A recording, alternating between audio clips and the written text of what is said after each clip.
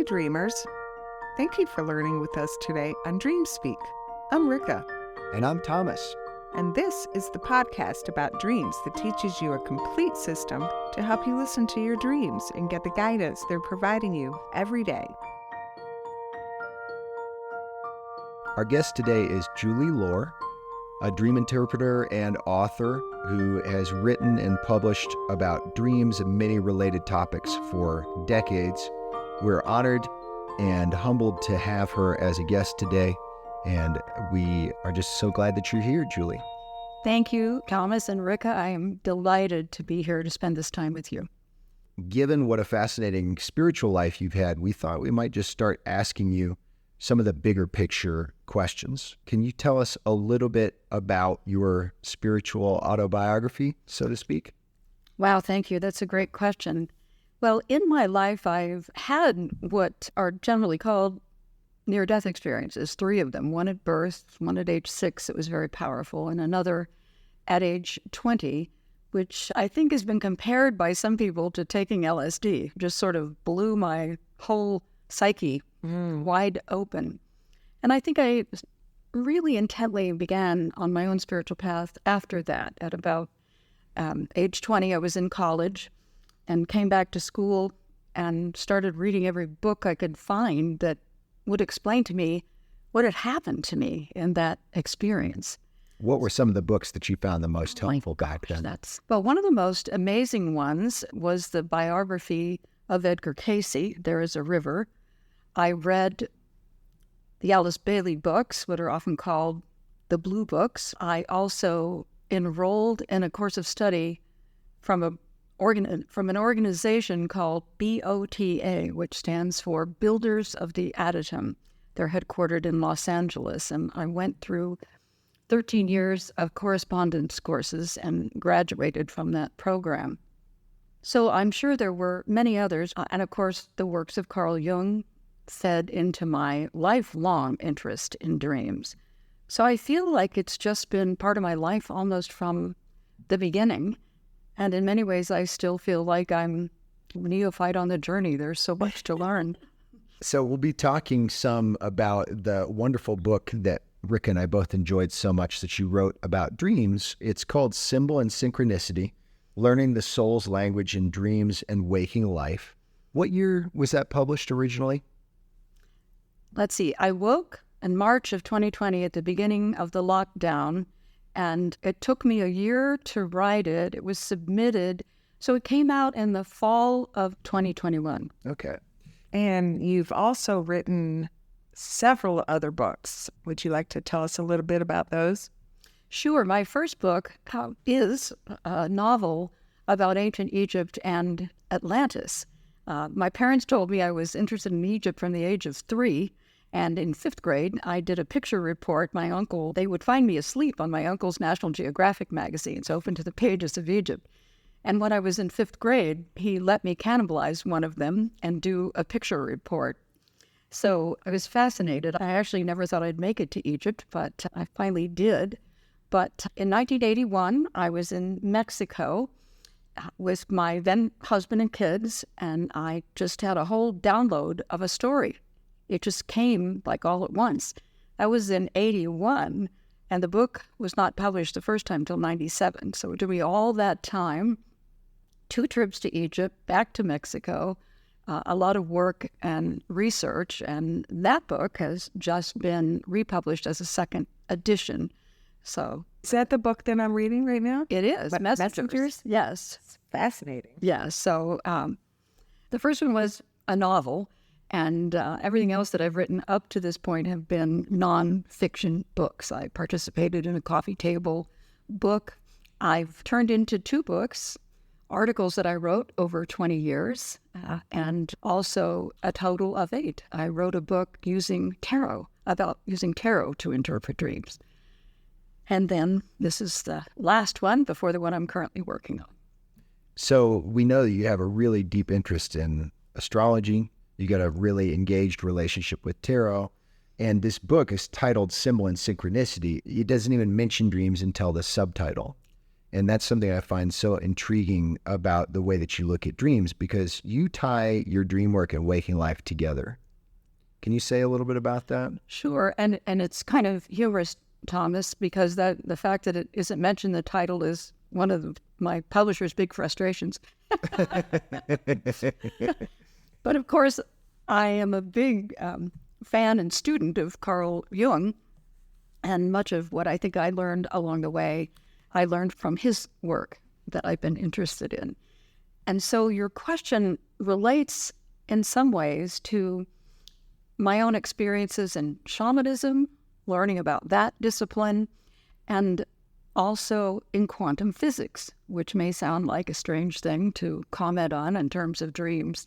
But I think what I've learned along the way is there really is no separation between our waking life and our sleeping life, and that when we're awake on every level, we can learn to see signs and symbols in every aspect of our life. And it is the symbols, whether we're walking down the road and a raven appears on a branch and we feel a connection or a message, or we're in the grocery store and we have a connection with a baby in the cart in front of us, something that speaks to us, whether we think we're awake or asleep. And it is the symbols that are that language that speaks to us in either way. One of the things that you've mentioned to us before is that you learned a lot about the way that you work with dreams from Jung. Is that fair to say? Yes. And I think that's really interesting, because the system of dream interpretation that we use and rely on is really pretty similar to the system that you use as well. But Jung didn't lay it out in the kind of step-by-step approachable way that you do, right?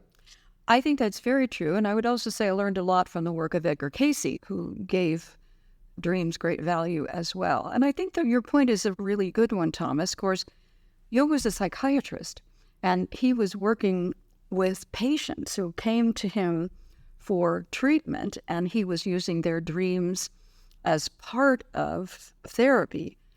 My mission, if I could say that I have one, is to teach people to do this for themselves and to help them learn without having to go to an expensive counselor or doctor or someone, to become empowered to learn the language and to be able to work with it themselves. So that, I think, is the reason that I sort of didn't develop the process on purpose. I realized, as probably we'll say later, that I had a dream when I realized, oh, I have this process, I have these steps, and hopefully they can help other people.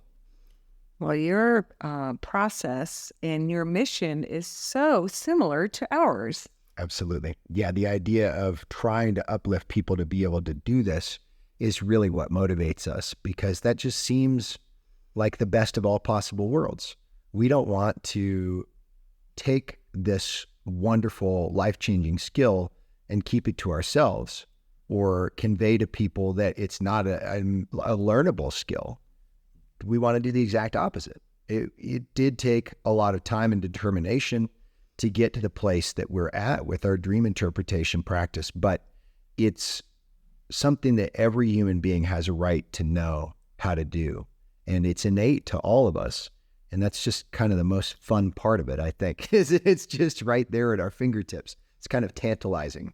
Absolutely. And in some ways, and apologies if this sounds somewhat like a political statement, but I think in many ways that's been the failure of the church over a period of a couple thousand years, that people were led to believe that they could only approach the divine through an intermediary and not be able to have a direct relationship themselves. And so it's very much the same. This guidance that we have in dreams comes from ourselves, from the deepest, highest part of us, and it's tailored just for us. And ultimately, as Jung said, the dreamer is the final authority on realizing what the dream means. That's wonderful. You know, it puts me in mind of something from Symbol and Synchronicity, actually, because you share a lot of fascinating history in the book around the way that dreams have been valued much more highly in ancient societies. And one of the contexts for that you provide is the Temple of Asclepius. Asclepius, thank you. The Temple of Asclepius. Can you say a little bit about what that was and what culture that belonged to? Yes. Asclepius comes from the culture of Greece, and he had a counterpart actually earlier in ancient Egypt. But he was the founder, in a sense, of modern medicine, and he is shown with a staff with a serpent, climbing the serpent, which has become the symbol of modern medicine. Mm-hmm. But there were temples in ancient Greece called Asclepians, and in addition to that, there were shrines and temples, a famous one at Delphi, where people would come to sleep, perchance to dream, and work with priests or priestesses who would help them. But the Asclepians themselves, in a sense, were more of a multi-purpose medical facility. But there were guides and priests and priestesses there who would work with people. And one of my dreams is to recreate that for people. They would come and they would experience healing waters and special diets and cleansing. And then they might take special herbs like mugwort, for example, to bring a dream. And this was a huge deal. It was a pilgrimage for people. And this work was highly honored and common, I think, almost. It wasn't rare. Not everyone could afford it or make that kind of a journey, but it was considered to be part of life that someone could make one of these journeys, these pilgrimages, to work on what was central. It was a very magical place, and we don't have anything like that in the modern world, which is really too bad. Instead, we have sleep clinics where people get their heads wired and people watch electrical signals and so on. But the leading people doing that work just think dreams are random things that come across our mind without meaning. Yeah, that's kind of sad. It is. Well, that's why we're going to change it, right? Right. Why don't you wax philosophical for another minute, if you'll indulge us? Why do you think that modern people, at least in American culture, have lost the connection with dreaming? Wow. That's a really good question. And this, of course, is just my opinion, but I think one of the main reasons is artificial light. I think we've lost touch in the modern world with the normal seasonal cycles of light and dark. And we have 24/7 stores, and we can have light around the clock if we want it. So we've lost touch with what I think is a more natural rhythm of sleep and dreams and waking, and some people work all night. So in our modern culture, I think that's part of it, that we've sort of lost touch with that. And I suspect also, in the same way that I mentioned a while ago, people have sort of lost touch with realizing they can go within in some way, learning techniques where they can consult their own inner guidance in some way. I think also, and this is really, I don't mean to be church bashing, that's really not the point of what I'm saying, but I think in earlier times, people would sit more in circles where they honored each other and honored the wisdom of the group in some way, rather than just an authority figure where they went to get answers from someone else. Now that's speculation to what is a really profound question in some ways. And how do we get back? Oh, so I'm curious, didn't you have a dream telling you that you need to write this book? I did. And that's what happened March of 2020 when the pandemic lockdown was declared. I lost a part-time editing job that I had that was taking me out a couple days a week. And suddenly I had motive and opportunity. But that morning, I woke on a snowy morning from a really powerful dream. And in that dream, I was at a big conference, which is a common symbol for me. I'm either learning or presenting, depending on the situation. And I'm with a friend, and she's got this fabulous lunch. And what I have for lunch is this horrible, soggy bread and wilted lettuce. And she's got this wonderful lunch. So I set off in search of getting fed. And the main symbol in the dream is I'm carrying a messenger bag, which have been used for a long time in multiple cultures. And so in that heavy bag that I'm carrying is all my work, past, present, and future. My wallet, my passport, my phone. It's like everything. And in the dream, as I'm setting off to get fed, I keep losing the bag. I keep putting it down because it's heavy, and then I have to go back and find it. And so I'm off searching how to get fed, looking in the room where all the presenters are. So I just keep walking down a long hallway. And at the end of the dream, I'm still looking for the bag and my work. And I worked on the dream, of course, but I wake up thinking, I now have motive and opportunity, as I said. What's my work? And so that is the dream that led to the process of this book. Wow. Before you wrote Symbol and Synchronicity, had you already devised your 7 steps in dream work? Not in a coherent way. That's really cool. Because that came to you in a dream too. Yes. It's a great system. So that was March, and I'm pretty sure that the 7 steps dream was like the beginning of August of the same year. I had been, like you both, working with my dreams in roughly this same sort of manner, of process, but I had a dream then. I woke one morning, and 7 stone steps were the key symbol in the dream. And where prior to the scene in the dream, it had been just a mound of dirt, then I appeared this particular day. That dream's interpreted in the book as well. And here were these marvelous 7 stone steps that I could walk right up into this fabulous center to do what needed to be done. So when I woke up, I realized as I started working on the dream, hey, I actually have 7 steps to the process. So I kind of refined it and worked at it over a time and started working with my dreams with the process and asked some other friends and other people I knew that worked with dreams, would you check this out? Take it for a test drive and see what you think. Yeah. Well, it's a really great process. It's very strong. And it's included in the book. And then you also created a resource for people called, is it called the Dream Diary? The Dream Diary is a template. The quick view form is something where people can use it as they're just getting started, when they're not familiar with the process, and they think, now what was step 1 and where am I in the process? Yeah. So they can just keep this handy by their side. And this is in the book also. It's very streamlined. Right. Which is really what most people need. That's what we've found, is because we're in a culture of disconnection from dreaming, sad as that is, it's just a reality that we need to acknowledge. The average person that's interested really needs to be helped to start from the beginning. Yes. Yeah. It's the same in learning math or science, right? As a teacher, we start out with the basics and the fundamentals. We're learning to ride a bicycle. Most of us have training wheels. We have help building a foundation.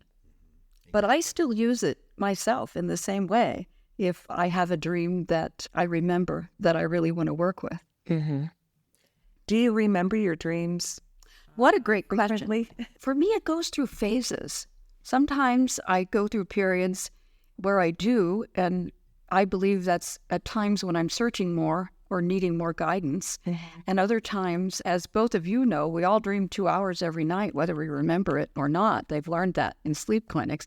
Multiply that by 30 days, that's 60 hours. No way we could work with all that material, even to just get it down. So in my own case, I would say I have 2, maybe 3 dreams a month that warrant that kind of attention.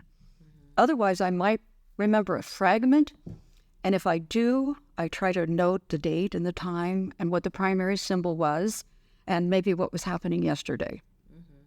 So you have a notebook that you keep all of your dream recordings. I do. I call it my dream diary. And you brought it with you. And I brought it with me. I did. And just so I could show my homework.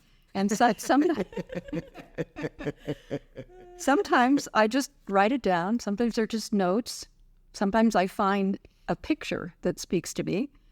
And then occasionally there are dreams that stay with me.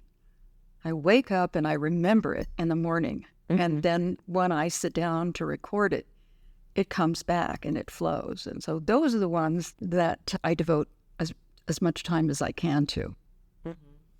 You know, I'm a big fan of giving people really concrete guidance. So why don't you just describe what you've got here in front of you? You never know. It might spark somebody else to try the same way of organizing their dream material. You're talking about the process? Well, just literally what's in front of you right now. You've got a binder here, and you made a nice cover for it. That's right. And I get a new one every year. So I have a binder, and sometimes I just write the notes on notebook paper, lined, ruled paper. Sometimes it could be the equivalent of a cocktail napkin, if that's what's handy. And I keep my dream diary, quick view, in there in case I need or want to refer to anything. And in my case, I keep the dreams in reverse chronological order. In other words, I put the most recent dream on the top and the one that goes back to the beginning of the year and at the end. I think that's great. You never know. That could be the spark that starts somebody off on their dream journey. Another thing about symbol and synchronicity is you do have a brief dream dictionary that you include at the end of the book. And thank you for mentioning that, Thomas, because something that's now available on my website that wasn't available before is a download of, I call it the A to Z symbol dictionary. And it's much more comprehensive. I didn't have it done in time for this book to be published, but it's available now on my website that people can download for $5. And so it's digital. If the book has a second edition, I'll probably include it. And it's done in many ways. I ask a lot of questions. So it's not meant to be, here's the meaning of this symbol. You don't need to go any further, because symbols are relative to people. Some people may be fascinated by spiders and others may be terrified. Right. So some people think snakes are amazing and a symbol of metamorphosis, and other people are terrified of serpents. So I ask a lot of questions. It's very interactive in terms of going through, but there are lists of what are considered to be some of the archetypal meanings for plants, animals, many things. That's great. The way we refer to it usually is there's a universal meaning for most symbols, and then there's the personal meaning. And you have to look at both, because what you think about it is really important. Yes, exactly. And then there's symbols that might mean something to a group in some way, like state flags or sports teams. A group of people might recognize those symbols, even though they would have a different reaction. Right. To whatever it is. So you mentioned your website. Why don't you just tell us what your website is at this point? It's just my name, Julie Loar, LOAR.com. Okay, that's easy. Yeah, hopefully. Check it out, guys. Make sure to visit julielore.com. There's other interesting resources there as well, right? Yes. Do you have any of your articles from your long years of being an author published on your website? Well, they're now all available in my two books, the Skylore anthology. And I didn't say this when you asked me the question earlier, Rica, when I woke up from this dream. The first thing I did after the messenger bag dream was choose 80 articles out of 100 plus that I'd written over the course of 20 years to create a 2-volume anthology of my astrology articles. And then I thought I was going to do the same thing with dreams for articles I'd written in the mid-2000s. But something took me over. And so the book is the result of that. But there's lots of stuff on the website. Wonderful. Okay. So definitely worth visiting, but it would be good for us to underline this book is really unique and wonderful, and it is not based on any articles, I guess. This was all just fresh material that you wrote. It's really true. Like I said, I had one idea, but I guess the universe, or however our guidance, or however we term that, had a different plan. You know, I've often said, in all humility, I wish I'd had this book 50 years ago when I started out. I had that intention, I think, in some ways, because I think that, as you two both know, one of Carl Jung's expressions that I loved, he said that our unconscious, he called it the unconscious, is the matrix of dreams. and that it comes from us. Our dream guidance is tailor-made just for us. Not that we don't consult the experts, but ultimately it's guidance tailored exactly for us. And I believe dreams can be our most powerful teachers and guides on our own spiritual path or our own process of growth. And I jokingly call many dreams the spinach in the teeth dreams, so that we can see what needs to be corrected or modified or adjusted if we're just willing to look. And we believe that as well. It might be a good segue for us to actually get into the dream that Julie brought to discuss. What do you think? Sure. Yeah. So, Julie, you brought a dream with you, and you're really great about when you're doing deep work with a dream, you will type it out. Sometimes you will illustrate it or add photos. And one thing I think is a great practice that I'd like to recommend to our listeners is titling dreams. Yes. So even when we just do a casual daily recording on our smartphone, we do give our dreams titles. And I found that to be very helpful for my dream recall. And actually early on, I don't know if I've ever mentioned this on the show, but before Rica and I developed this practice together, I had very low dream recall, very low. I could, as a teenager, I remember going up to a year without remembering a dream. And so more attention brought to the matter seems to really help with your dream recall.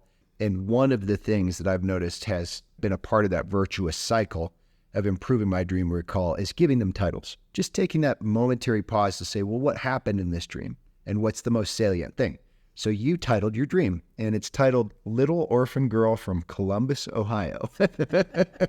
It's part of a story. And I would like to just add on to what you said, Thomas, because it seems to me, I've been doing the title thing for a while, and somehow it seems to, like a laser, focus us on the main message or the main symbol, whatever it is. And in some ways, it communicates what the main point of the dream is. And that's why I also like to add a picture if I can, because that also seems to involve another sense of sight in some way. So kind of the backstory and the reason for the title, which I say at the end when I'm working on it, I had a really, really good friend. He's no longer living, but some years ago, he visited me here, and it was at the end of a 20-year marriage where I was really struggling for guidance and trying to understand. He came to visit us, and at the end of the visit, he looked me in the eye, and he said, "You are no longer the little orphan girl from Columbus, Ohio. It's not who you have become, and you need to step into that identity." So, of course, those words stuck with me. That person happened to be a world-famous astrologer. It was a very, very long-time friend. And so it's a pattern for me, I should say, along my quest of getting this message frequently, of searching for identity or worth, or am I on the right path? Am I doing the right things? And so this was very much one of those kinds of dreams.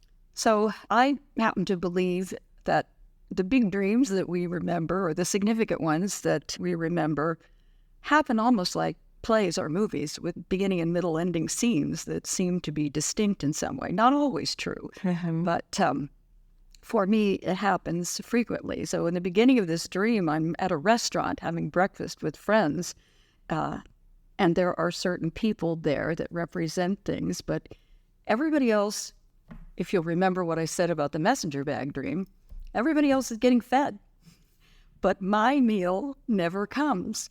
And finally, I stand up in the restaurant and kind of give a speech to the owners about how poor their customer service is. And then I say, it doesn't matter, I have to leave, I have a job interview. So then we set off on kind of a complicated thing, and I'm walking across a large grassy expanse that reminds me very much of the college campus where I had my first year of college.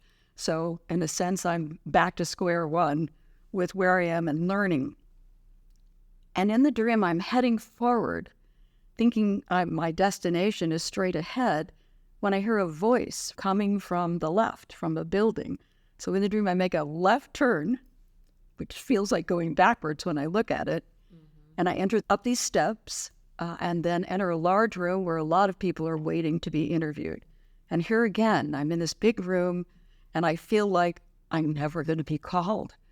Why am I here?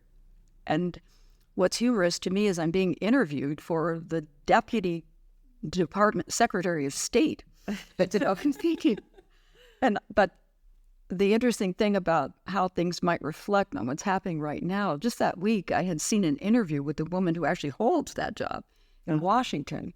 And I remembered thinking about, wow, all this responsibility. I mean, it's a lot of status and a lot of impact in the world, but man, the toll it must take. So I'm aware of that in the dream as well. And so at the end, I'm thinking, I haven't even yet been interviewed, but I'm not sure I want this job, what it would take, and I don't even know if I'm qualified for this. So when I wake up, I kind of think that I dodged a bullet in some ways. And so that, again, it's a pattern for me of looking at that. Am I doing the best I can? Am I contributing what I can? Am I doing the right thing? It's like a recurring theme. And searching for worth through that. Bingo. As if there's something that you need to deliver to the world in order to be validated. Exactly it. It's the human conundrum. That's my little pet theory, is that we come to this planet because we all have issues with our personal worth. That makes sense, Tom. Oh, I dream about that. Do you? Subject a lot. I have a lot of dreams about losing my purse, or my purse being stolen, losing my wallet, losing my ID, losing my phone. That's a very common theme for me, and it has been for years. And it sort of comes and goes, depending on how I'm doing with that, you know. The issue of identity is kind of what we've connected to that. Yeah, identity and worth. Yeah, because in our purse, right, everything that identifies us, we carry in our purse. Like you said, your passport, your money, your wallet, your credit cards, all that. Yeah. And when I was writing the book, I had a series of dreams, and I don't know that all of them were there, but there's several that I interpret in the book. I had the messenger bag. I had rollerboards filled with baggage. I had briefcases. I had this, You had a lot of stuff. I know, a whole series of stuff, of containers of my stuff. You had it all. So I want to make sure that we mention that there is a special episode of DreamSpeak where we just spend our time discussing our impressions of symbol and synchronicity. So people that are listening to this may enjoy that more in-depth conversation. It's sort of a book review of this wonderful contribution you've made. Thank you very much for that. And the book is now out in audio. Yes, thank you, Rica. That just happened this week. The book is available in print as an ebook, and now it's available on Amazon and Audible. Exciting. That's really great. So the reason I'm bringing the book back up right now is because you have the 7 steps in dream work. That's a really important section of the book. So I figure, why don't we just go over what the 7 steps are, and then you can show our listeners how you would use them to apply to this dream. Wonderful. So again, if people have the book or want to learn more, the 7 steps are divided into 3 phases. I call them the 3 R's. The first phase is record. The second phase is reflect. And the third phase is resolve. And I have an affection for alliteration, so that can be indicated here. So in the first phase has the first 4 steps. And of course, that very first step is just get it down. For some people, handwriting is best. For others, typing it in the computer. And some people like to audio record their dreams. That's what we do. Do you? Mm-hmm. And so I like the old starting with the pen and paper. And there is also in the book kind of a template with space to play with that. The second step is first recognizing what the symbols are. And I tend to call them the nouns, the people, places, and things in our dreams. Then They can be weather or something else, but most of the time they can be identified as people who show up, the locations where you are, or the kind of objects or things that you encounter. And so I recommend, as part of the process, highlighting them in some way, whether that's underlining, using a yellow highlighter. If you're audio recording, you might speak a symbol louder or in a different way. Once again, identifying them, because symbols are the keys. Mm-hmm. Symbols are the language. And so identifying what those are is part of her dream. Mm-hmm. And then, as Thomas and I have said, giving the dream a title is a really powerful way to get your psyche to focus on the main message. And in my experience for myself, I'm working with other people almost always know right away. It's not a hard thing. It's like immediately the title comes. And then step 4 is finding some sort of a picture. Some people like to make a little sketch. Some people may have a photograph they want to use. Personally, I like finding something on the internet that speaks to me. Mm-hmm. So phase 1, the first R, is kind of the left brain clerical process of the process. So then phase 2, reflect. And here a shift can take place where we move into our intuition and we sort of let go of the left brain process of getting it all down and move into listening and reflecting. So the first part that I find so valuable is to identify what's happening in your life right now. I call that current conditions. And one of Carl Jung's associates, who worked with him her whole life and claims to have interpreted 65,000 dreams over the course of her practice and work with people. And Marie-Louise von Franz was her name. And I love one of her expressions. She says, the unconscious doesn't waste much spit telling us what we already know. And so, it's true. The messages come so we can learn something. So really focusing on what's happening right now. Did you have an argument with your partner? Did your boss give you a negative review? Did you just get offered a job that's going to require you to move halfway across the country? Did your child bring home an F on their report card? What happened yesterday that the dream is mirroring back to you? And especially if it reveals you always react in the same way.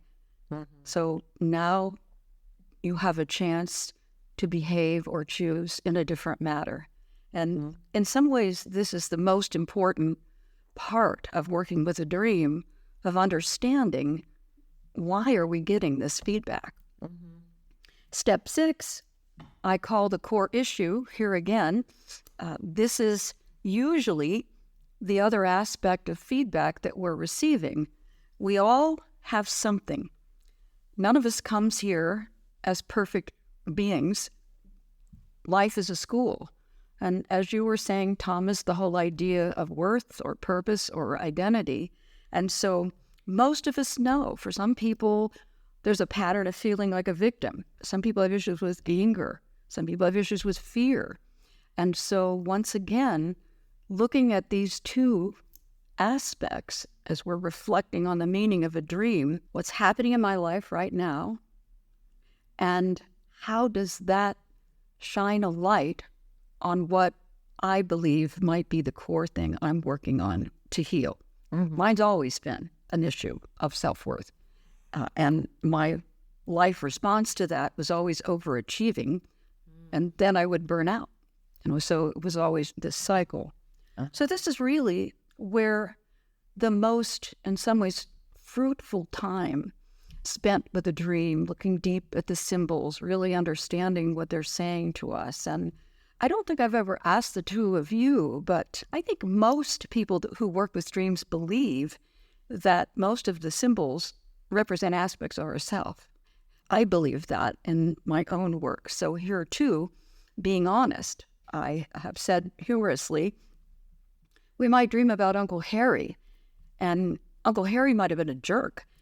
He might have scolded us all the time. He might have been grumpy. On the other hand, we might dream of Aunt Sally, and we loved baking Christmas cookies with her at a certain time of the year, and she was always kind. Or we might dream about a high school principal and the kind of relationship we had. And so looking at those figures, if we dream about Uncle Harry, well, did we behave like a jerk yesterday? What did probably? What did we do that looked like Uncle Harry?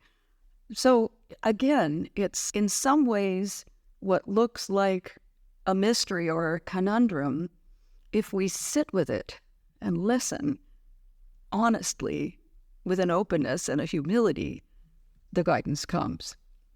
So that part's worth spending as much time as we can. And then the third phase I call resolve. And here's where we commit to making some small change or course correction. It doesn't have to be a big thing. In this program I'm working on right now, I have a graphic of a seed. And in a sense, all growth begins with a seed. It begins with this tiny thing in the darkness that needs to get fertilized. So we don't need to go from thinking we need to exercise more from doing it for 3 hours a day at the gym. Right. And if we want to stop some other habit or create a new one, it's that idea of beginning. Just beginning has power in the momentum. And I recommend writing it down in our dream diary and keeping track and rewarding ourselves for successful behavior and maybe sharing it with someone to hold us accountable. That's a great idea. I'm smiling so much right now because we feel so similarly. It's really wonderful to hear that you are also a believer that people need to be gentle with themselves and just start where they are. Yes. Mm-hmm. Making a small change can make a very big difference. And, you know, it's the whole thing with when we've been to school or played any sort of sport or studied music, whatever it is, we remember the teachers who believed in us and the ones who saw us. And so we need to treat ourselves with that same sort of kindness, but also hold ourselves accountable. And we both believe as well that everything and everyone in your dream is a reflection of you. It's not about them. It's about how you view them. That's what's important. Right. Mm-hmm.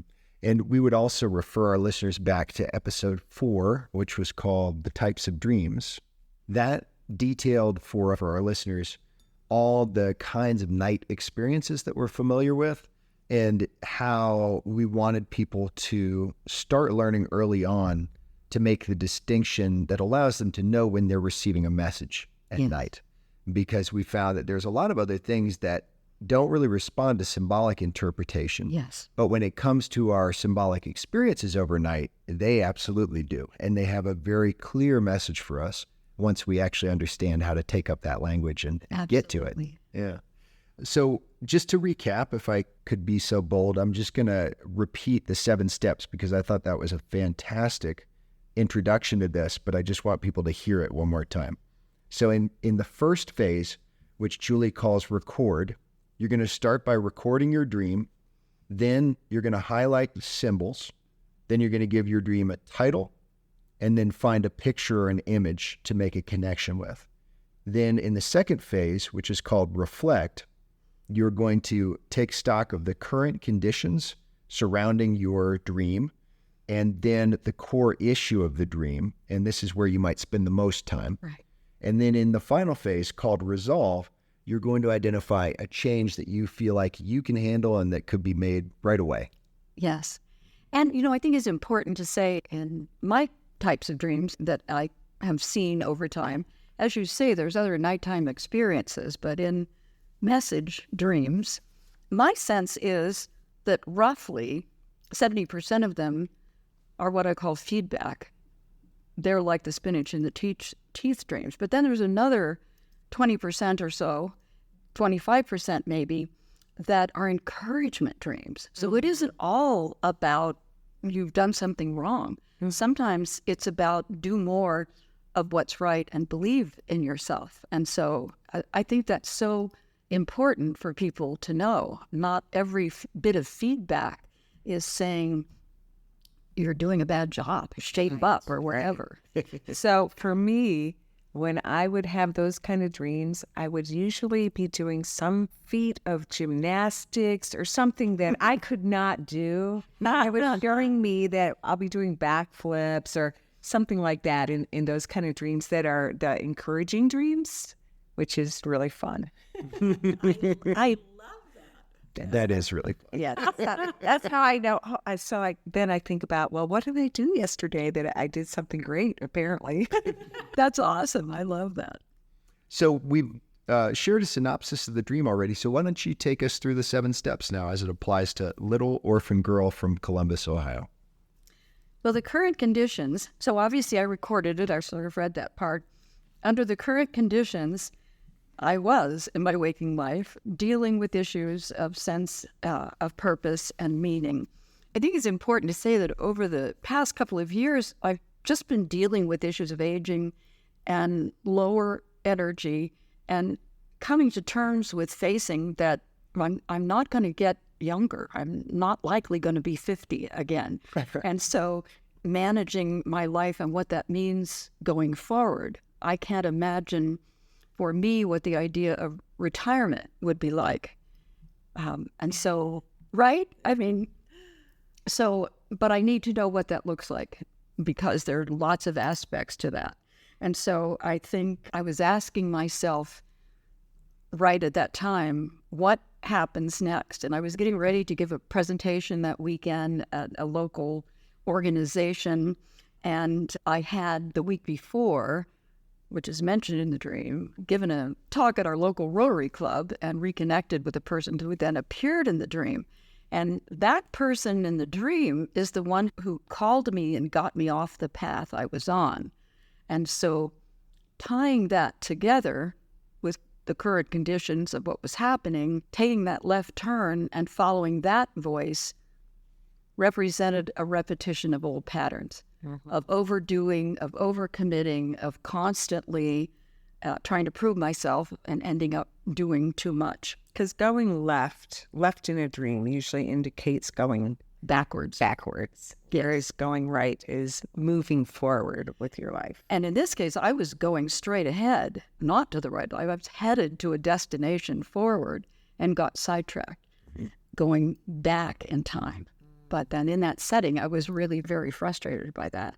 And so I think I told at the beginning of it, the nature of the name was this message from my friend a long time ago. Because I was adopted, by the way. I was actually the little orphan girl from Columbus, Ohio. Maybe we should dwell on that for just a minute. Great. How do you think that kind of has set a scene for your dharma or life purpose? It's a great question, Thomas. I was not really meaning to be disrespectful or humorous, but my biological mother was a Navy nurse during World War II, and my biological father was a Navy pilot, and they met at the Bethesda Naval Hospital in World War II when he was there for combat fatigue. And she thought they were going to get married. She got pregnant, and he left, so I was given up for adoption. You know, all of that. And I've done a lot of work and reflection on this. But I would say to you that in my family life, I might have been left in a basket from another planet off a starship. I felt so different from my adoptive family. And I was told my whole life that I was German because that was the family I grew up in. And later somebody did my DNA and found out I'm mostly Irish. So I would say that in my family of origin, I was cared for, fed, clothed, nothing abusive directly, but I never felt seen. I always felt like I was an alien. Did you feel invisible at times? Oh, no, I made sure I wasn't invisible. Is that where some of your passion for singing comes from? Probably. And that's a funny thing that you say, because my mother, she really did her best, and I've done a lot of work. But then my sister came along, their biological child, 3 years later, who's my mother's clone. So, the contrast between the two of us. But yeah, I think you're right. But the one thing she did, if I showed any sort of an interest, she gave me lessons, whatever it was, of skating lessons and art lessons and singing lessons and so on. To give you an example, I'm sorry it's an aside, but it's funny, because I had an aunt who said, "Julie has a really nice voice. You should give her lessons."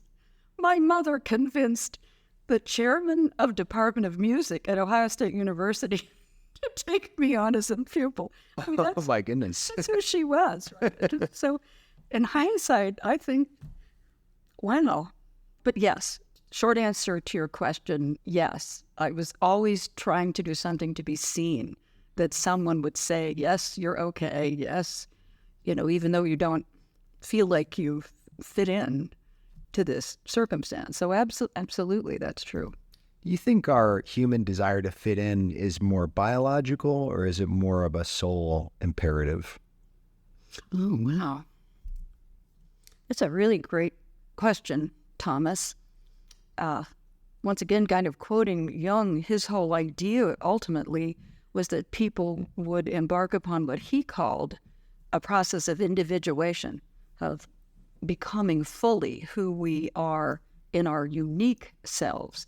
But, even in the animals, lone wolves aren't part of a pack, and so they have trouble existing. And in many cultures, the indigenous cultures, the worst thing you can do to someone is kick them out of the tribe. Right, to shun them. And so A person could die because of that. person could die. And so there's probably a lot of unconscious tendencies that if I stick out too much, I'll get expelled. If I'm too unique, I won't be accepted in the tribe. But at some point, that probably is in conflict with developing our own uniqueness. I really like that you brought that up, because I think this is a bit of a half-baked theory I have, but I have thought about this quite a bit. That imperative that Jung mentions, I feel really strongly that there is truth to that. That's kind of how our souls work, that it's important. That's part of what we're here to do. But I guess I think a lot of things that are natural to this world, they happen in phases. And it's almost like the phases are oppositional or in tension with each other. So when you're small, there's this concept I've heard before described as the matrix, kind of a different sense than the Jungian sense you brought up earlier.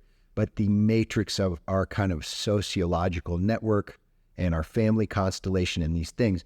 And it's like when we're very small, our development really requires that we feel very enmeshed and very held. And then as we grow older, that offers us enough reassurance and self-confidence that we can begin that journey towards individuation and really walk further and further away from that, but in a spirit of safety. Well, I think that's true, and also in indigenous tribes, which we don't do in our culture. But children and adolescents, it's probably mostly boys, but I don't know that for sure, go on a vision quest where they're out alone for multiple days until they have a vision, when it comes time to say, okay, well, you're no longer just a cell in the tribe, but now it's time to find out who you really are and who you're going to be. So I think that's true. Those are things I think we're missing in our own culture. Yeah. I agree. And also just in the spirit of respecting the fact that everybody is a searcher after truth. We don't have the answers, but you and I are having an interesting conversation about it. We're all talking about it in a way that I think is edifying for each of us and helps us capture more of that truth or get a little closer. But it's just such a difficult question to answer. I don't know if I'll ever really understand that, but it's worth trying. Because don't you think it's a different answer at different stages of the journey? Probably. But, as we grow or evolve more or understand, we have more perspective. And so the answer may be different at 20, 30, 40 than when you get to the point in your life where most of it's looking back and not forward. So as we come back to the dream, my intuition is actually telling me to bring up the theme of forgiveness, because I have found as my spiritual growth continues, it's like forgiveness becomes almost an innate quality that a person has, or a tendency, because you can see things from a much greater perspective, and you realize that some of the hurts and harms that others might have done to you were purposeful or absolutely essential for you to become the person who you now love and embrace as a more complete version of yourself. I think that's really true. And I would say, at this point of my life, I'm trying to think now how long ago. So my adopted mother died in 1979 when she'd been dead 30 years. And I had this epiphany one morning. It wasn't, I don't remember if it was related to a dream, but it was the anniversary of her death. And I realized that she'd been gone 30 years and I was still living my life wanting to hear just once, I love you and I'm proud of you. And it just wasn't who she was. She was a product of her time, of her culture, but I needed that as a child, as a person. But as you say, Thomas, I've long since forgiven and been grateful for what I received. And I mean, they worked hard. My parents did a good job as far as they knew. I wasn't someone who was abused or didn't have what I needed physically, but I didn't have what I needed emotionally. So I had to go and search for that. But I think that's probably not a direct comment on what you said, but I think what you said is true. My own belief system is that we sort of set up our experiences in life, the lessons that we want to learn and the people that we're going to be in relationships with. And sometimes I've said to people, what looks like a monster is an angel in disguise. If we hold this energy of blame or anger or whatever it is, rather than being able to let that go. And someone said, which I loved, instead of asking, why is this happening to me? Ask instead, what is this trying to teach me? Yeah. Shifting that. That's a great shift. It's the same idea as the forgiveness. So this dream you had just last year, I think it's showing that this pattern that you have had really probably since you were little, right? That you're still working on a resolution to that. Yeah. Right? So what did you think the immediate suggestions coming out of this dream might be? Well, I think it's kind of more of the same. I'm trying to think of what an analogy might be. And the analogy that comes to me that may not be perfect is someone who's studying dance and they're trying to master a particular move, some complicated ballet step, for example, and they keep making the same error. They can't seem to do what needs to happen. And so once again, it was giving me the message of you're on the right track. You can't repeat the past and not suffer. You have to go forward in the direction of your dreams, in the direction of your aspiration, and believe in yourself and learn to let go of the doubt. You know, I think it comes to me to say, and it may be part of why I included so much about the spiritual path in the book. I think if you look at it one way, I'd say I've always been an overachiever, but that's has been motivated, I think, by a belief that we're here to learn. We're here to move forward on our spiritual path. And so I'm always wanting to do the best I can. And then the idea is, was it enough?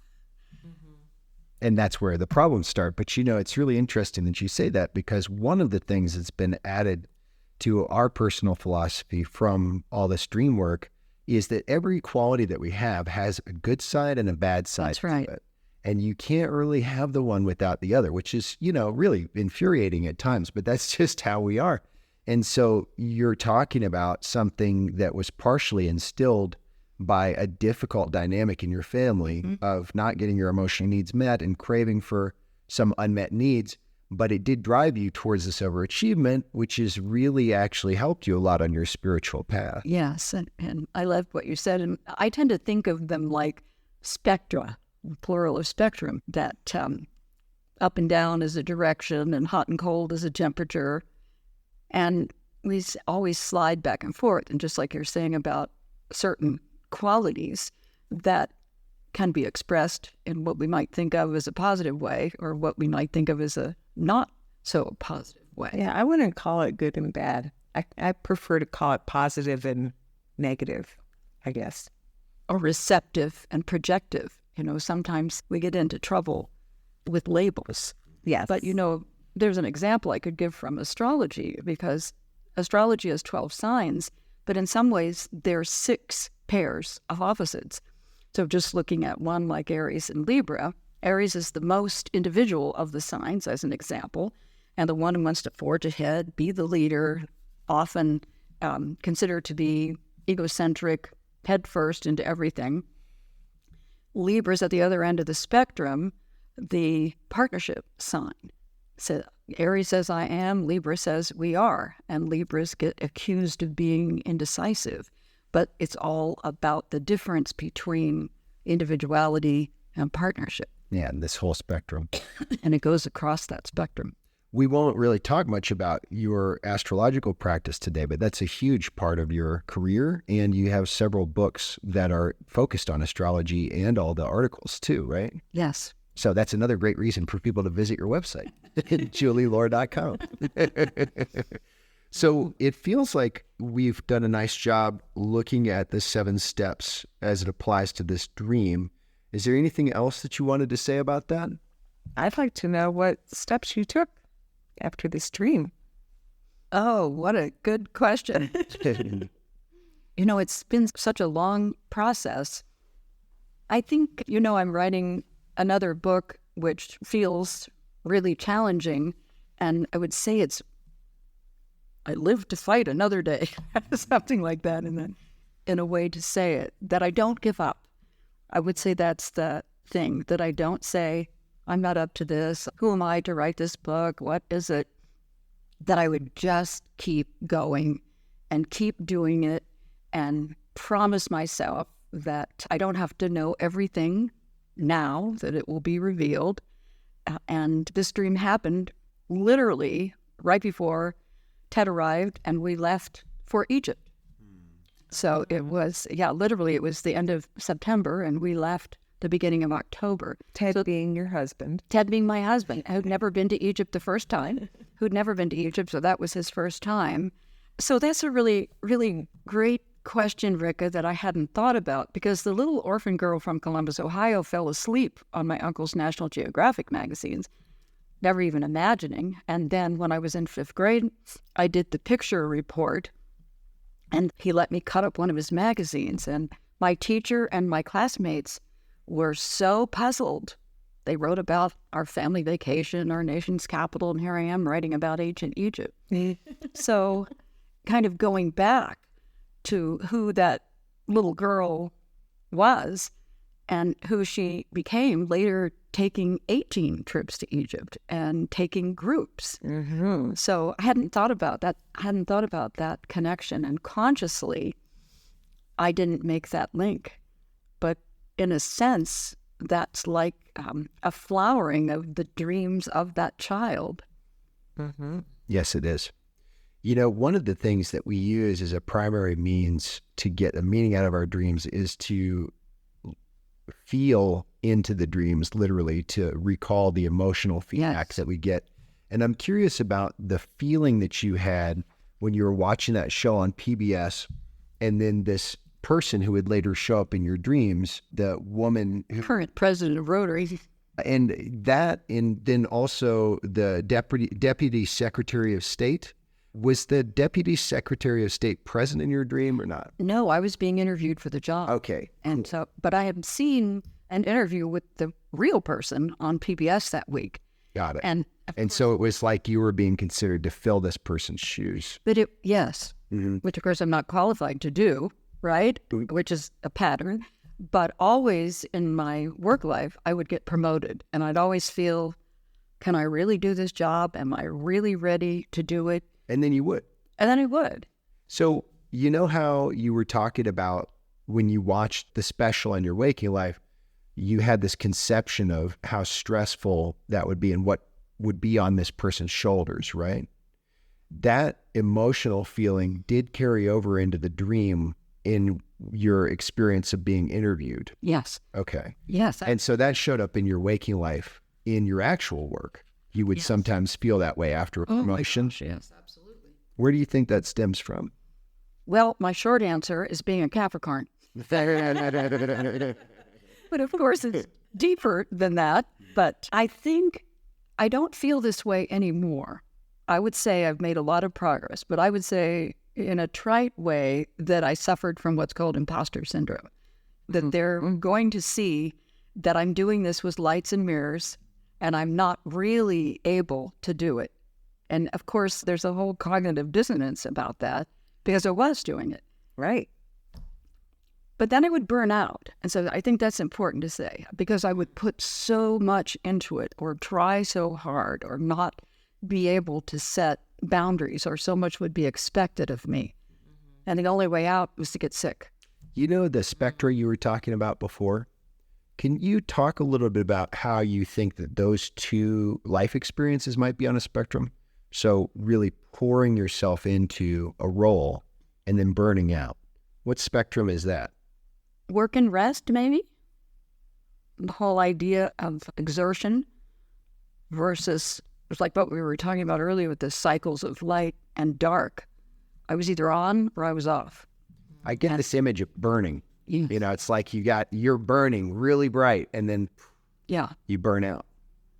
That's a really, I think, also perceptive question, because the burning idea of being on fire and doing something, I suspect I had a belief system that in order to sustain it, I needed to be on fire all the time, or that somehow that fire was artificially generated. Mm-hmm. Where would you have gotten that idea?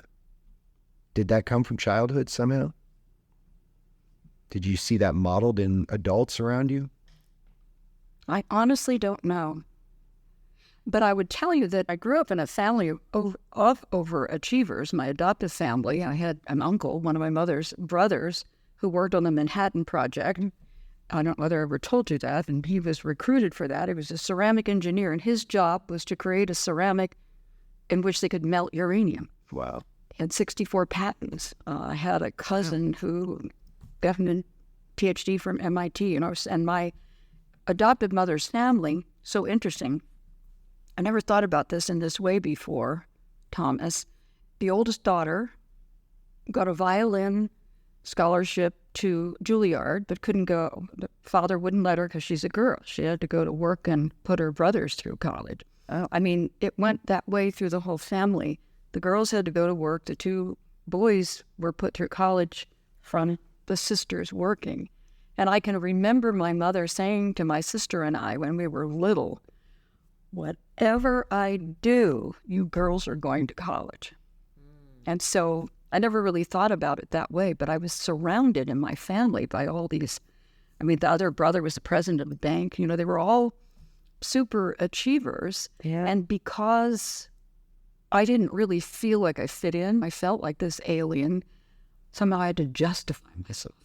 I think that's all really good insight. And I would offer and ask for your response that it sounds like you did have very strong modeling of that. Mm-hmm. And I feel generationally that maybe a couple of generations ago, the idea of burnout, no one cared.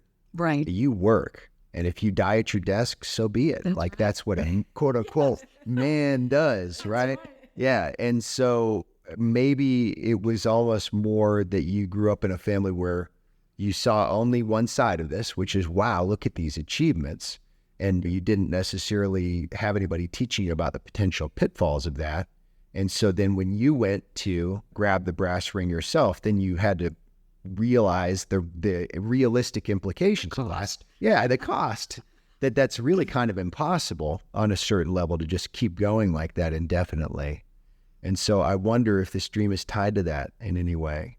Just that's Deputy Secretary of State. But that role, knowing that you're supposed to consider taking it, it feels like it might have been almost, when this dream happened, like, am I going to kick this cycle off again, knowing that I'm going to burn out down the road, or am I going to finally think about it first and reconsider? I was very clear I wasn't going to take the job. Interesting. I think your question, Rica, what did I choose to do? You know, I wrote down kind of a generic statement. I can't repeat the past and not suffer. Mm-hmm. And I would say that I have been practicing, not that it's mastered, but I have been practicing more constructive boundaries my old pattern would have been if somebody called for an appointment, somehow I would have squeezed it in. I would have met the need once again, even if it caused me to be exhausted or whatever. And I'm not doing that anymore. And so, it sounds like a small thing, doesn't it? But No, it sounds like a big thing to me. Setting those boundaries, can be really challenging to do. And like you said, you've been thinking about you're getting older. You're not going to be 50 again. And so it's okay, right, to let yourself be the age that you are and maybe slow down a little bit. yeah, what would that be like? It's really interesting, though, because just a little while ago, you gave us that great turn of phrase that some monsters are actually angels. And I wonder if aging could be that for you. Oh, I love that. But in the tarot card, there is a card called the Devil, and it's said to actually be one of the archangels. But the lesson has to do with structure and choice. And so, yeah, I think you're right. Well, this has been a fascinating dream to interpret. I feel like we've gotten to the meat of it. Do you feel like we're Me complete? too. Yeah? Thank you so much for the additional insights and guidance. Really helpful. I'm glad. Our guest today was Julie Loar, the author of Symbol and Synchronicity, Learning the Soul's Language in Dreams and Waking Life, which is a book that Rick and I both really enjoyed. And so please take some time and listen to the episode of DreamSpeak where we're just reviewing the book, and visit julieloar.com for a lot more about Julie's life's work, including if you're interested in astrology or tarot. And we're just very grateful that you were on the show with us. Thank you both so much. I'm thrilled and honored that we have met and are on this path together.